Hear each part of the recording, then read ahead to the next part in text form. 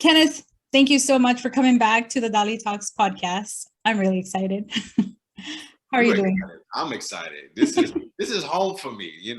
So I'm excited to be a part of it, and I appreciate you allowing me to be able to join. Oh, thank you. You said this is home for you. That is so cool. My Thank you. California representative, man. I gotta show love.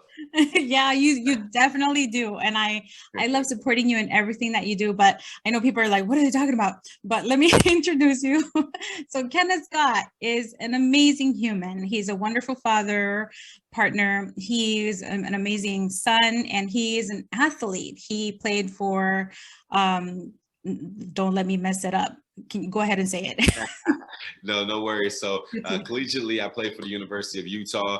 After my stint at the University of Utah, I had the opportunity to play professionally in the NFL with the Los Angeles Rams. And then after being released, based on the business, obviously, I had another opportunity in the CFL with the Montreal Alouettes. And that's my stint in regards to being an athlete. Yeah, and I mean, the whole going to the NFL is a whole nother topic, which we kind of discussed sometime last year maybe. It seems like Which forever ago. yeah, it does. It's been too long, but so I wanted to bring you on because of course I feel like you represent such a healthy way of expressing yourself, of being in tune with your emotions and helping the community. Of course, a lot of men do that, but there's something special about how you do it. You just do it with a lot more love and emotion. And for an athlete, I feel like we don't get to see that very much. And you even wrote a book about your mom's life. And I love the book because it is a story that's being told by a Black man, which is not very likely to hear because most men overall just keep all that stuff inside and they deal with it sometimes not in a very good way. But I wanted to bring you on because, to talk about the book and also to talk about all the amazing things that you're doing, because while you're not playing for NFL or for college football or anything like that anymore, you're still out there trying to impact the community, particularly our youth. So let's start with a little bit of background for those who haven't heard of you. Like, tell us a little bit about your upbringing and your mom. Yeah, so obviously my name is Kenneth Scott. Born in Galveston, raised in Houston, and then me and my mom migrated to California at the age of 4. So I spent from the age of 4 till I went off to college in California, San Bernardino area. It's about 45 minutes east of LA if you're looking on the map for the people that don't know. So growing up, it was pretty tough. For half of my childhood, I was raised by a single mother, which was, she was diagnosed with lupus at the age of 20. And so we was just going through those bouts. With her illness, and then obviously financially it was tough, being able to Section 8 food stamps, living off her SSI checks and different welfare programs. So we had to learn early on, for me, how to be a man in that situation, and for my mom to kind of figure out how she can be able to support me, not only financially but physically, emotionally, and things of that nature. So going in past half my childhood, I was fortunate enough to have a man step into the picture, which is my stepfather, who man, he taught me so much in regards to not only just having a father in the home, but just about my mindset about life and preparing me for the future. And so, financially wise, it wasn't really a big jump, but having that person in the home was really great for me. Then I came along with 2 brothers. So I got 2 brothers, an older brother and a younger brother, Dejan and Trajan. After that, I went to University of Utah, where I came from a nationally highly touted recruit. Went over to University of Utah. A lot of people were like, why are you going to Utah? Like, Utah? I thought the same thing. I didn't even know where Utah was on the map before when they offered me. But eventually, I figured it out, like geographically, financially, socially, academically, and even athletically, that was just a fit for me to go there. So I committed there at the summer of my junior year. Went to the University of Utah. Had a bunch of accolades, not only on the field, off the field, but also in the community. Won most inspirational male student athlete. And so that afforded me opportunities, not only transitionally, but, you know, athletically, being able to be with the Los Angeles Rams for a little bit and also the Montreal Alouettes for a little bit before transitioning out from the gridiron. And so now currently what I do, obviously being an author, which is great, you know, wrote a book and published it February by my mother, which is a memoir about her life's journey through being a mom, lupus, and a kidney transplant. Working on my second book project right now for focusing on student athletes. And then also I speak, and the speaking gig is about student athletes, helping them transition from one field to the next. So I'm building a curriculum for the high school athletes and doing speaking engagements for the college athletes and also the folks that are in transition. And lastly, I'm a musician. So I do a lot of writing growing up. That's what I love to do. So I always thought my purpose was the lines within the field, when really my purpose was the lines that are on piece of papers and the lines that I'm writing for bars or things of that nature. So it's pretty cool how they all coincide with each other. So that's a little bit about me in a long story version. But yeah. Yeah, you are so talented about your music because you post the videos or snippets on your Instagram and you're so good. I just have to say. And so let's talk a little bit more about the book, because I feel like this is, it was so insightful for me. So I know about a little bit about lupus. I had a coworker when I was a drill sergeant who had it, and the way he found out was kind of shocking. And so your mom had that for a while. She had this kidney transplant and all. But my question to you is, throughout this whole experience, because your mom was pretty much sick most of your life, right? All of it, yeah. Yeah. So you talk about you had to be a caregiver as a kid. So can you tell us a little bit about how that impacted you? Yeah, for sure. Being a caregiver as a kid is tough because you don't really have the regular childhood as the other kids outside. So other kids will be outside playing with their friends, etc., right? Having the kid life. For me, I had to be the kid that clung to his mother because I knew that she wasn't able to do a lot of things, right? My mother also had plantar fasciitis. So a lot of times when her feet swell up, she couldn't really walk far distances. So I would have to place her in a chair and then have to slide her across the apartment floor just to maneuver around the house. So it's little things like that, because if I was outside playing with the kids, my mom probably wouldn't be able to transport from bedroom to kitchen to bathroom easy because of her feet problems. Or, you know, my mother needs something to drink or anything of that nature, or not able to physically move. Because a lot of times, you know, with lupus, you know, especially when it flares up, it requires you to, it makes you feel stiff and your body tenses up to where you can't move. And so if I'm outside playing with kids, how can I be able to tend to my mother to be able to make sure she's okay, you know? And so the childhood growing up was very attentive to my mother. And so people thought I was too introverted when I was a kid because I clung to my mother, but they didn't really understand that I had to, you know, because of all her problems with her illness, because at any given time, I didn't know, you know, something could flare up and I needed to be there. So I had to grow up faster than what I wanted to. Yeah, and that makes sense because you're right. You were not living that normal childhood. And I just want to mention for people who have no idea what lupus is, it's pretty much a autoimmune disease, right? Where there's a lot of inflammation and pain in pretty much any part of your body, and everybody's different. And I know that there are also cases where people are very sensitive to light of any type, whether it's sunlight, the artificial light inside a home or anything like that. And I actually have another friend who he went like 20 shades darker just from the lighting inside his home. So they have to be like very, very careful with, you know, protecting their skin, which of course can, you know, you can get skin cancer and things like that. But is there anything else that you think that the public should know about lupus if they have to, you know, they find out that a loved one has it?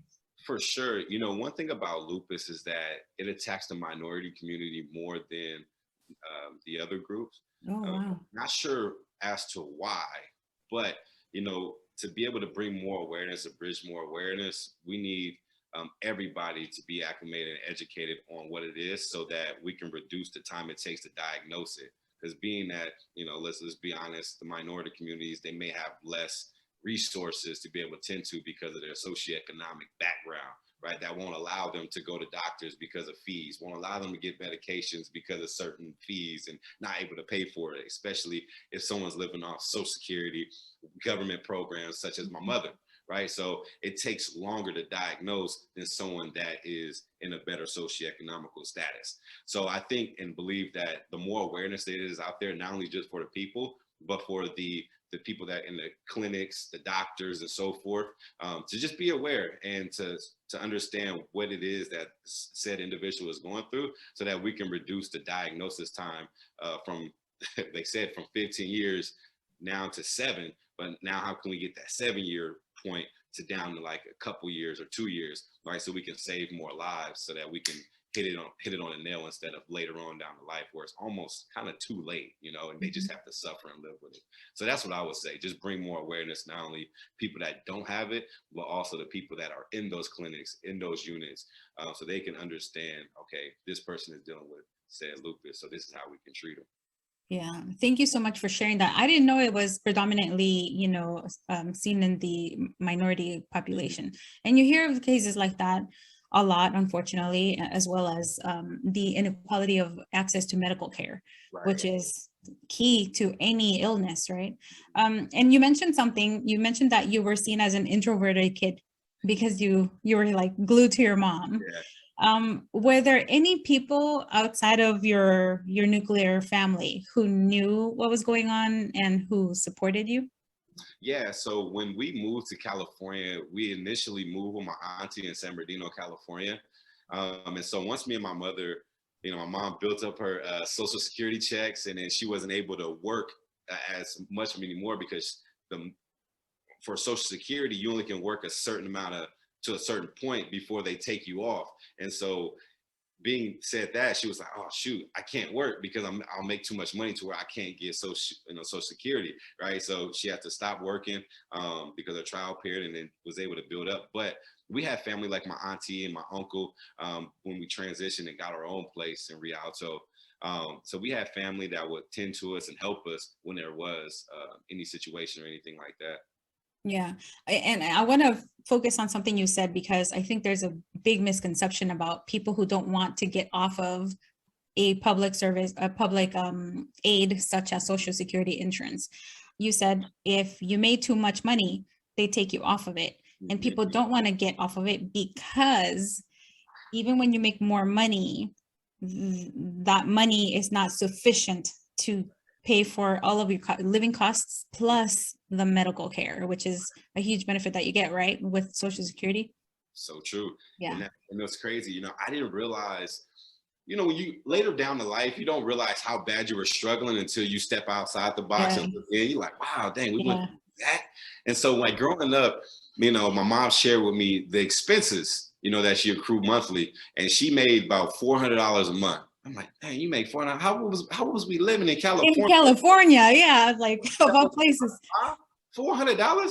Like $400. And so, you know, our rent was $110. Her car note was about $100. And so like the DirecTV, I was like, man, like we were living on $400 a month, and in our food stamps we would get a couple $100.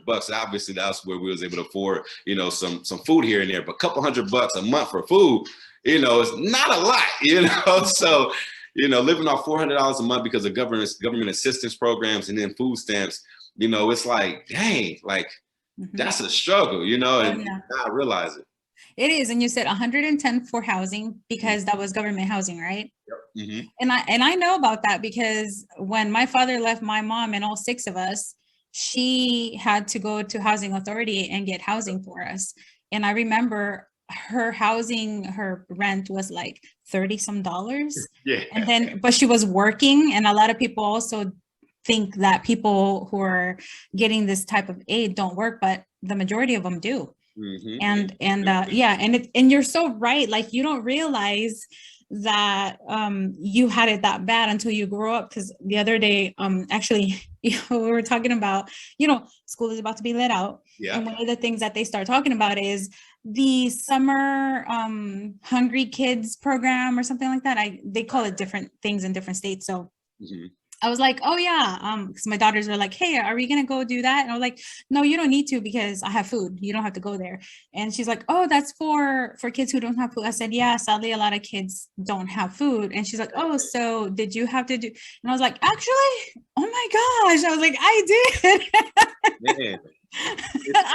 Yeah, because I knew I was like, oh man, school's gonna be let out. That means I'm not gonna have like all 3 meals because like you're living in that situation and you just make do with it. You don't really think about how bad it is until you reflect. And I was like, crap, I was part of that leave no kid hungry program. I was housing authority. We had food stamps, and it was, as a tween and teen, you go to the grocery store and then your classmate is at the cashier register working, and I'm like, oh no.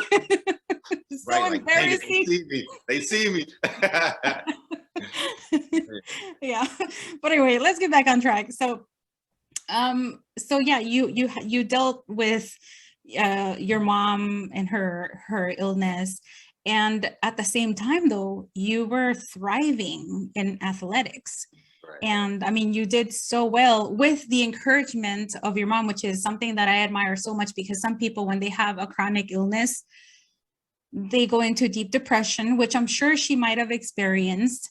But she didn't stay down there. She was still like, hey, you gotta get good grades, stop hanging out with the wrong crowd. Because in the previous, I remember our first interview back in, oh my gosh, it was a year ago.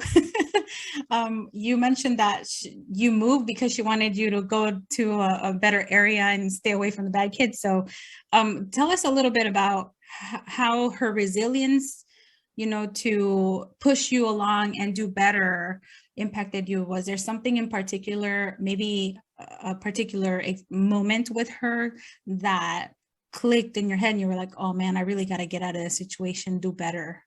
Yeah, so for my mom, a lot of the stuff, so there's two things with my mom, internally and externally. Internally, how you mentioned depression and things of that nature, she was suffering through that so bad internally.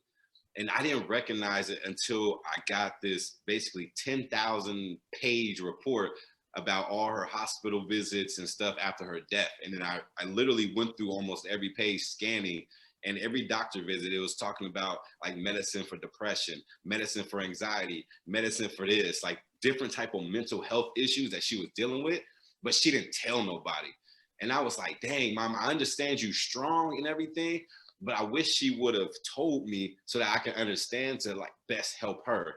So internally, she was fighting through a lot. And I think that's kind of where I was getting it from in the beginning, of not expressing my vulnerabilities and emotions to people. I was sort of just like my mom. But externally, she would show you so much strength and passion. And that's what allowed me to be like, I got you, mom. And so everything, like whatever she went through, for instance, I tell people this story all the time. There was one night where, my stepfather was out working. He was refereeing, trying to get extra money. And it was my mom in the other room laying down in bed. It was late at night.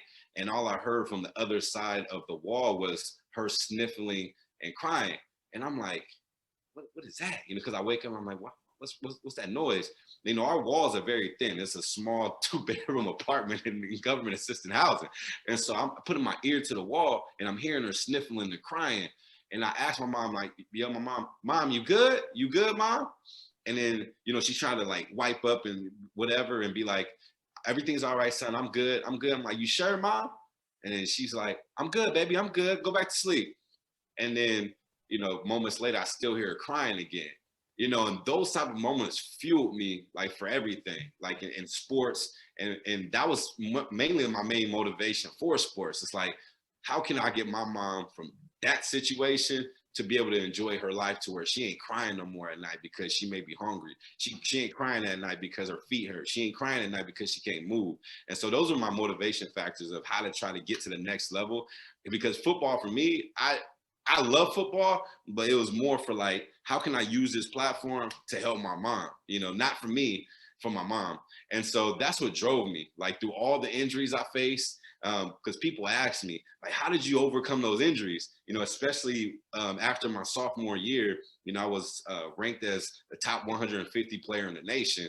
And going into the summer of my junior year, going after the sophomore year, going into the summer of my junior year, I had to go to the doctor, and the doctor gave me two choices: either put a metal rod in my leg from my knees to my ankles to fix a stress fracture in my tibia, or wear a stimulator for 10 hours a day for 6 to 9 months and hopefully see if that, you know, heals it. And so it was like, okay, so I didn't get the metal rod in my leg, but I chose to stimulate it, you know. But it's just me knowing that, man, no matter the adversity, the obstacle, the opposition that is in front of me, I can get through it based off, like, my mom. You know, I used her strength and her faith and her resiliency to get through everything that I was going through. So my mom played a huge factor in everything. And even now, even though she's passed away and gone, I feel like she's not here physically, but spiritually, she's still here with me. And I can hear her, I'm not crazy or anything. I can hear her voice in my head, like, baby, you got this. You got it, boy. Like, everything gonna be all right. And so those moments kind of fuel me, like, in any adversity that I'm facing with, or challenge, or anything that I aspire to do. I'm like, man, I got you, Mom. I got you. You know, and so I have those conversations with myself internally, based off her, to push me forward. Oh, I love that. I love how you expressed yourself about her, and how you're pretty much honoring her by doing so much better with pretty much what she wanted you to do. And what I love is that she got to see you succeed. Yeah. And that, can you tell us a little bit about that? What was that experience, or like her emotions, her reactions? What were they like? So, man, it's crazy. So my mom went through everything. She was a celebrity, honestly.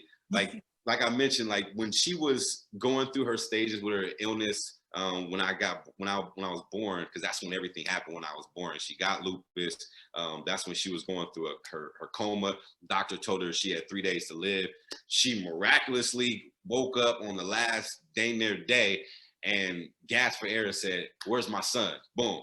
And then she had a stroke where she fell out, hit her head, and then she's back, like, boom, real life. And then basically she dedicated her life for me. And it's like, look, I'm not here. She always just tell me, I'm here to fuel you and support your dreams and whatever you want to do. While on the other end, that's what I was trying to do, and support her. So, you know, through my sports career, not even just sports, academically, community, what things I did in the community, you know, she was able to see everything, you know, my accolades at the, you know, high school level, University of Utah.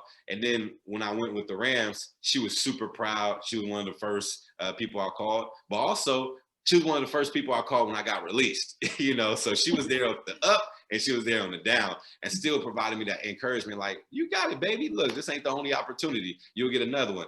Boom. Signed a contract for the CFL. And then right when I signed my contract for the CFL, a month later, she went into the hospital. And at that moment in the hospital, that's when everything kind of shifted, and she ended up passing away. And so she was there from, like, all the way to the heights of it. And it was weird. You know, the moment I said about the coma and how she came back on the third day, she said, this is what she said, this was my grandmother, she said, all she wanted to do was see her son grow up to be a man. That's it. And it feels like I got to that point to where I was finally this man, and, like, God was like, all right, you served your purpose. You know, you got him to this point. Now he's good based off what you instilled in him. You good. And so when it comes to my successes, she's seen everything, and she was part of everything in the journey. And, you know, now that she's not here anymore, I still feel like she's still a part of the journey. You know what I'm saying? And all my major successes that been, you know, shined as of lately. Yeah, and I truly do believe that when people leave this earth, it's just the body that's left, but they're still with us. And I'm so glad that she got to see that. And I'm sure she's still watching you do all of these incredible things. I mean, you're an author, you play for the NFL, you have two beautiful daughters, a wonderful partner. And you have your program that you're working on. Let me see. I always forget I twist the letters around for the acronym, but can you tell us a little bit about it? Because I know you're trying to get it into schools, and I think it's a brilliant idea. So the program is called MTSA, which stands for Maximizing the Student Athlete.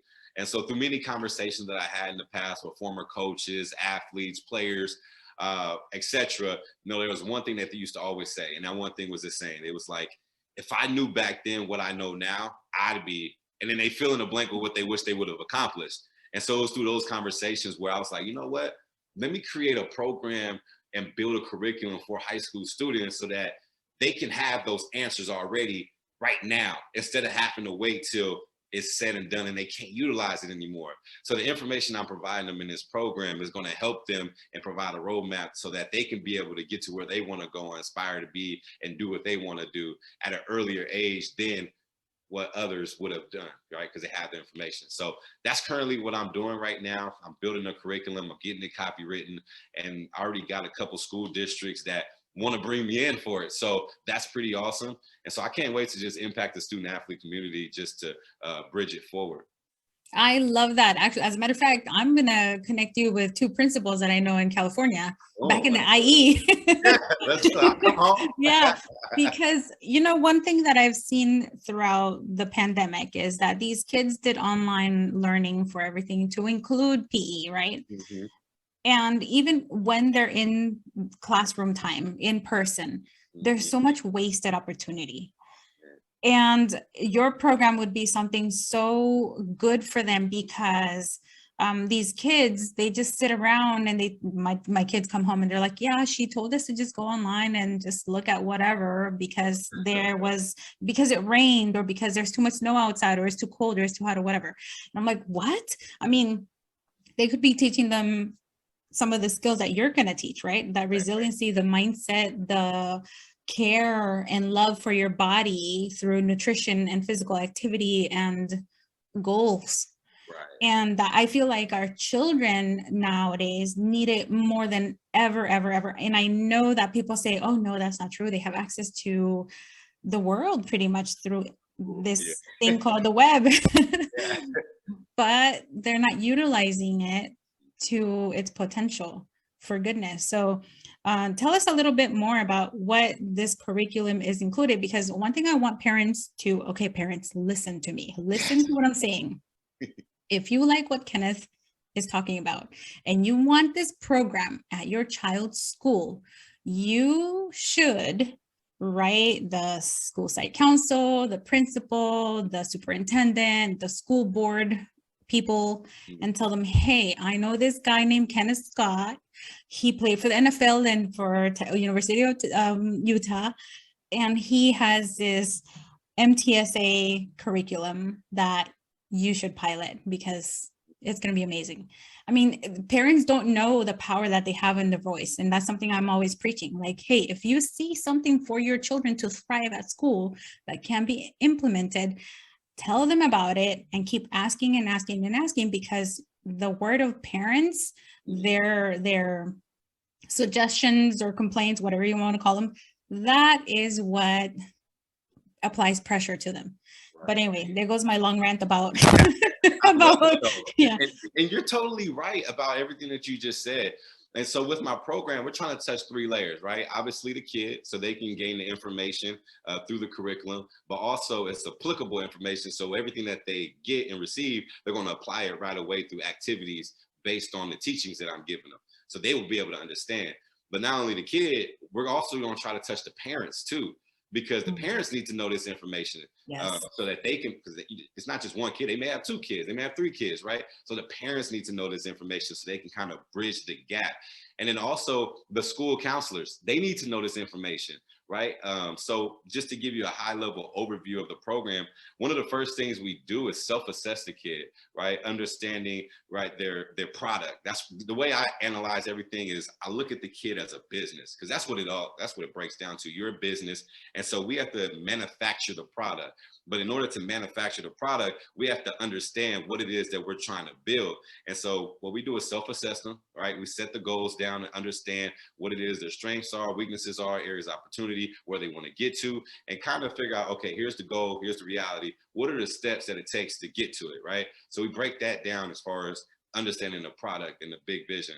Then we go and understand, okay, based off where you're at, and where you want to go, what's your target audience, right? Once you have a product, you need to know who your target audience is as far as your niche or market, so that you can be able to sell to them. So we teach them that. Well, I teach them that piece. And then we literally break it all the way down from what division levels and so forth, what's required, all that, literally. And we do activities conducting it. Then after we do that, now this is the transition. Okay, based off the product, we know who our target audience is. All right, now let's go into action. Right? We need to start selling ourselves. We need to start marketing ourselves appropriately, right? And so it's basically understanding the recruiting side of that, the aspects and the calendar and the process of all of that stuff, and then how to appropriately sell yourself as a business, even though, you know, you're an individual, but you still need to market yourself as a business to said company, like the universities that you want to attend to, and then also be able to market yourself not only via social media, but these analysts that are providing this exposure for you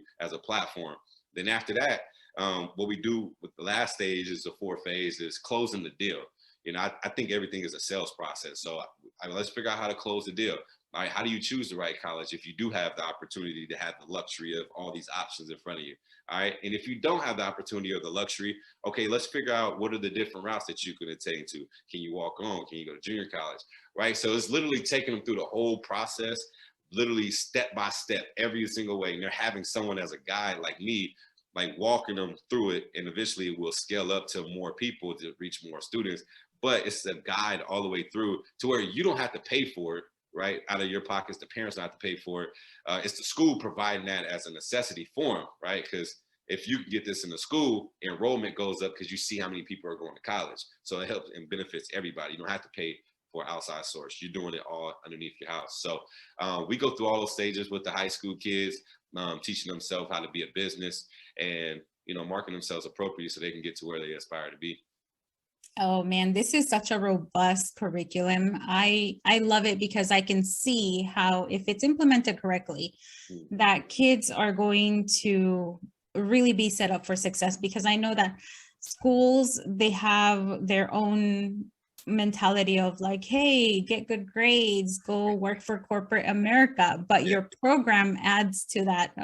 You know, it introduces that idea of doing something different aside from working from somebody else, and also the branding part, which is something that we spoke about a year ago on, and I remember the title of that video on YouTube is How to Build Your Brand as a Young Athlete with Kenneth Scott, which I highly recommend you go and watch, people, if you're listening right now. And I remember having that conversation with you because you had this idea back then a year ago.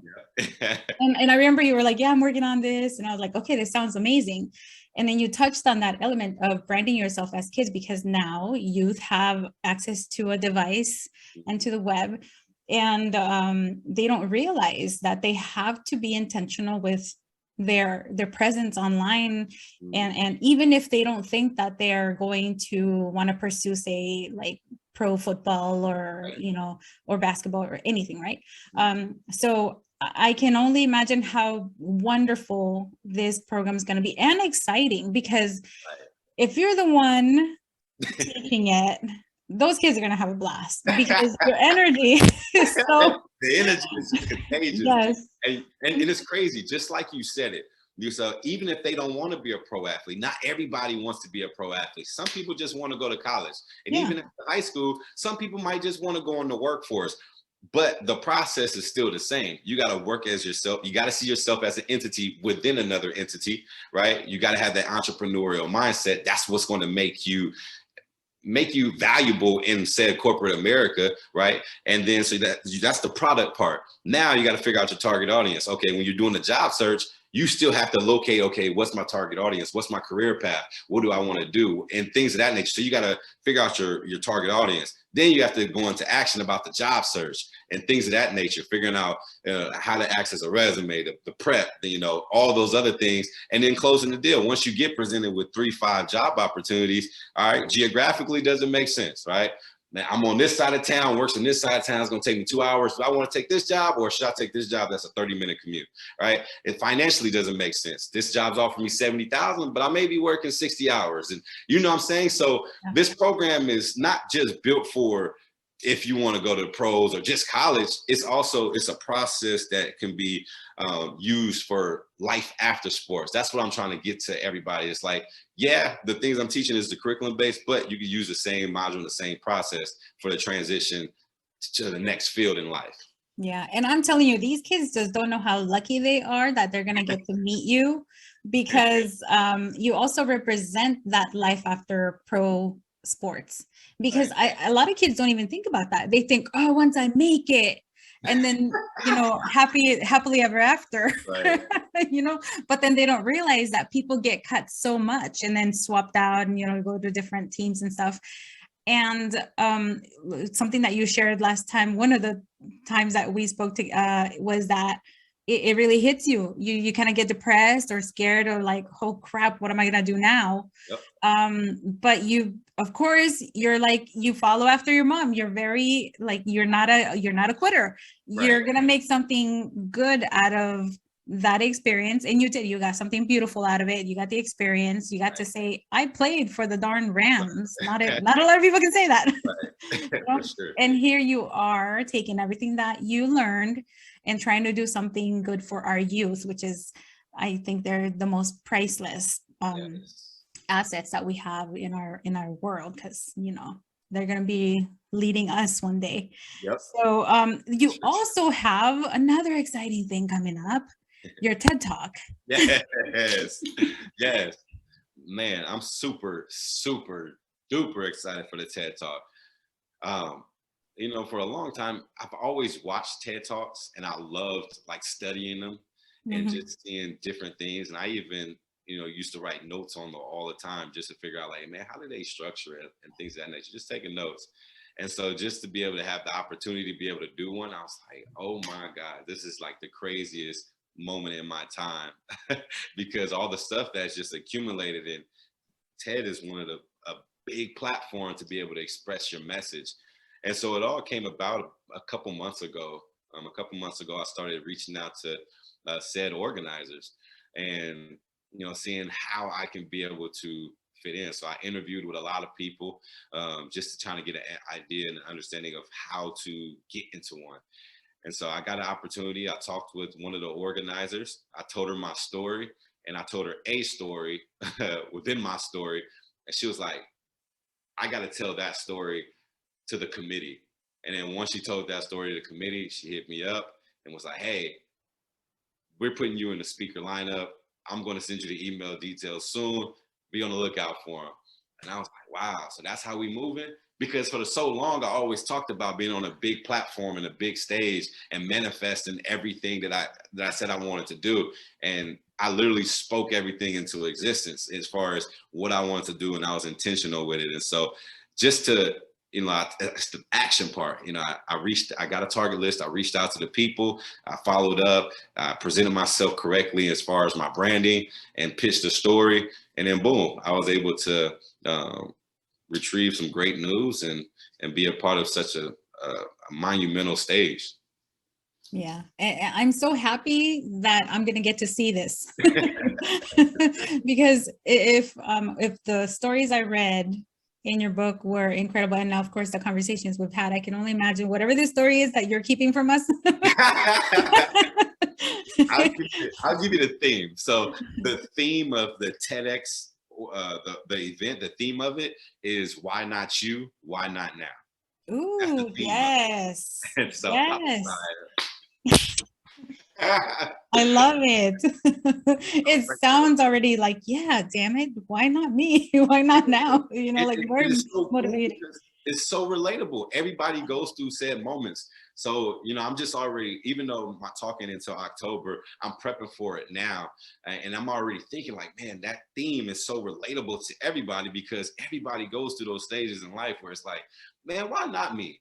You know, and then you tend to think about like, well, why ain't it doing it now? Or you see somebody else, obviously comparison is a thief of your joy. But when you compare yourself to other people, you're like, man, why not me? Like I have the same skills, everything as them. Why not me? And then it kicks you in gear, like, you know what, I'm gonna start working on it now. You know, so it's so relatable as far as the theme of it. And so I can't wait I'm putting it together, and I can't wait. Me too. So when can we expect to see you on the stage? I know it usually takes months. Yeah, so October 13th is when I'll be on stage presenting, obviously, my TED speech. So I'm assuming maybe a couple weeks or a month after, they'll put it on the big TED Talk thing. And the idea is that, because I looked at the Brene Browns, they all started off in the TEDx Talk. And because their message was so powerful, TED brought it up to TED Talks, and that's what just exploded it. And so, that's my vision right now. So, okay, how can I come up with a story that's so impactful, so relatable, so connecting, that it goes from the TEDx stage to the TED Talk stage, to where you got your Simon Sinek's, your Brene Browns, and so forth. And so that's my objective. I'm not trying to put any pressure on myself, because, I'm thinking of, the future, but, I'm really intrigued about, making sure the story is heard on the biggest platform, the biggest stage. Yeah, and you got to keep in mind that TED Talk is not the biggest or the only biggest stage. Right. There's many others. True. So yeah. Well, I wish you the best. I can't wait to see, or hear from you that your curriculum has been piloted and then purchased by school districts. Like I said, I'm going to link you up with the people that I know, and I'm going to tell them, like, hey, you really need to work with him because I believe in you. I know that you're going to do amazing things. And before we wrap it up, I want to just mention, what is the title of your book, and where can people find it? Yeah, so the title of my book is called 24, and it's my life's journey through being a mom, lupus, and the kidney transplant. You can purchase the book on Amazon right now, where you can get it within 24 hours straight to your door if you have Amazon Prime. But if you don't have Amazon Prime, you'll probably get it in 3 to 5 business days. But that's where you can find it. Also, I have a website called leaveablessing.com. You can go on there. You can figure out more about me, not only as a person, but my books, MTSA, and I also added music on there, because a lot of people kept on talking about, why don't you have your music on a streaming platform, outside of just Apple Music, on a couple songs? And I was like, you know what? I'm gonna put a music tab there. So all free music is on there. I got like over 100 unreleased songs, so every week I'll be updating that for the next 2 years or so. So that's all about me. You can find me on social media, Instagram, Twitter, LinkedIn, kscott_2. I'm getting old, man. I'm starting to get things. Instagram and Twitter, you can find me at kscott_2. And man, connect with me. I'm a good person to hang out with in regards to conversating. So feel free to reach out. Let's conversate. I love it. Yes, and do take that opportunity to just have a discussion with Ken, because I mean, you are that friendly and that reachable, which I love.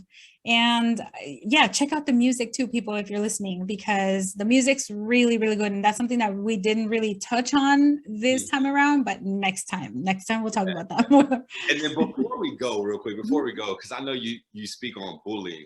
Yes. And this is one of the things, I was having a conversation with a kid, and obviously being the person that I was in regards to status wise, especially in high school and so forth, they never thought that I dealt with bullying in my lifetime. And so, when I was younger, because I do want to make this a point that bullying is not cool whatsoever. When I was younger, I'd say about the time where I was like 8 years old, obviously I told you I was very introverted, very shy. I didn't have any friends. So when I stepped outside, I was very to myself. And there was an older kid that used to just to pick on me all the time. And it was to the point where I was scared to go outside some more, because I felt threatened. And it was to the point where I either wanted to harm myself or either harm the person. And so what I want to tell people is that, man, bullying is not cool whatsoever. Because I know it happened to me personally, and I know what it did and drove me mentally where it went and took me. And then also, if you see bullying, step up and be an advocate. Honestly, when I was in middle school, there was this kid, obviously mentally and figured his condition was on the line of, autism and things of that nature. So people would bully him all the time, and he didn't have no friends. He would be at the lunch table sitting by himself. And so to me, experiencing that prior and understanding what it did to me, and I don't have a condition where it's a disorder, I really felt for the kid, and so I took him under my wing. And you don't understand how much that did for him from a confidence standpoint. And his family, like once I started taking him on, we used to walk to school every day. I made sure I walked to school with him, to the bus, on the bus, off the bus, to the school, back home, all the way through. I used to hang out with him after school at his house, right? And we used to play basketball. We used to have a football field, like it wasn't a real football field, it was a little grass area about 10 feet. And I used to teach him how to play football, shoot on the Fisher-Price court, and then basketball. But I clung to him because I wanted him to feel valued. And so if you figure or see someone that's getting bullied, like step in and be an advocate, because that could play dividends. That could be the cause of someone taking their life, or a cause of you potentially gaining a friend to where they can be ultimately stronger and better because of you, which can make obviously you a better person. So do the right thing always. And if you see something, say something and help them be an advocate. I couldn't have said that better. Thank you so much. Because yes, we need a lot of people to stand up. And a lot of people are so afraid because they think that they're going to get themselves into harm's way, but not really. That's actually rare when that happens. And you don't necessarily have to get in between two people fighting or anything like that. You can simply report it. But thank you so much for ending it this way. I wasn't expecting that. Well, Kenneth, I'll be seeing you. And thank you so much for being back to the DaliTalks podcast. Oh, thank you so much. And anytime. So I appreciate you. Thank you. Whew. Okay, I love that conversation. I don't know if you can tell, but please, parents, like what I said earlier, talk to your schools. If you see something that is needed at your schools, suggest some solutions. And Kenneth, he's going to offer a great solution to just improving, kids who are seeking that athletic professional career, or who just want to change that mindset. And I love what he said, that he sees everything as a sales pitch, right? I can't remember how he worded it, but everything is about sales, selling yourself pretty much, that you're, selling yourself to be the person be hired at a job or whatever, right? So keep that in mind. And if you need to play this over again, play it over again. Play it when your kids are around so that they hear his energy, and so that they start thinking a little bit different. Well, that's all I've got for today. Thank you so much for tuning in to the podcast once again. And remember, if you have any ideas, any topics, any suggestions, send me a DM through Instagram. And my Instagram handle is @DaliTalks. Have a good one. Hey, did you like that episode? If you did, be sure to subscribe to this podcast wherever you may be listening and write a review. If you want more tips or some behind-the-scenes videos, make sure to follow my mom at DaliTalks on Instagram. You can turn on notifications for her posts and stories as well. Thank you so much for listening to this podcast. See you next time.